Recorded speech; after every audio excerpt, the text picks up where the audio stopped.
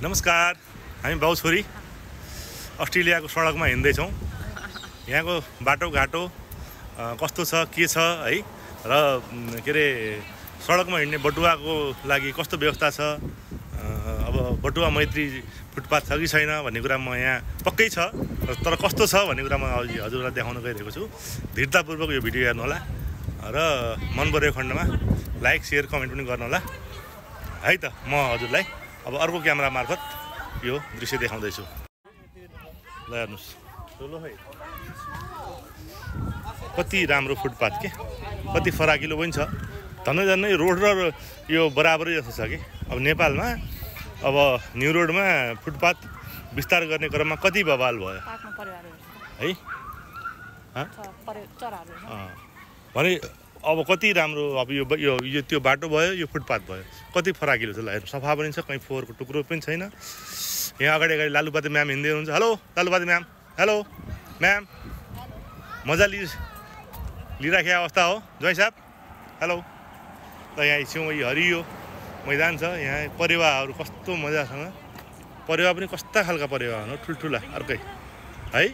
परेवै त हुन् है, सुगा हुन् कि परेवा हुन्? सुगा हो यार, परेवा होइन। यस्तो रङको पनि हुँदो रहेछ त ऊ है। यति राम्रो छ, फोहोर भनेको कतै छैन, मजासँग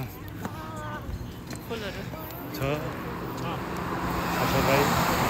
रोडको छेउछेउमा यस्ता फुलहरू कति मजासँग यो छ।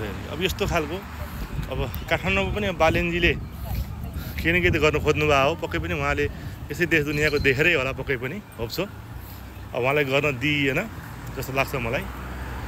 तर यस्तो कामको लागि चाहिँ हामी जनता जाग्यौँ भने बालेनजीलाई काम गर्न सहज होला। त्यस कारणले गर्दा यो पार्टीका झोले भएर नबसौँ, राम्रो काम गर्नेलाई सपोर्ट गरौँ है त। मैले यति भने, धेरै भनेन। धेरै व्यवस्थित ठाउँ यो मार्गरेट रिभर भन्ने एउटा सहर रहेछ, पर्यटकको लागि असाध्यै राम्रो ठाउँ रहेछ यो। बिचहरू भएको सम्पूर्ण सुविधा सम्पन्न, एकदम यहाँको हरियाली पनि हेर्नुहोस् न, जता कतै हरियाली छ, चिटिक्क परेका घरहरू, यो पार्किङ पनि कति मजासँग मिलाइएको अवस्था, सबै कुरा राम्रो के यहाँको त।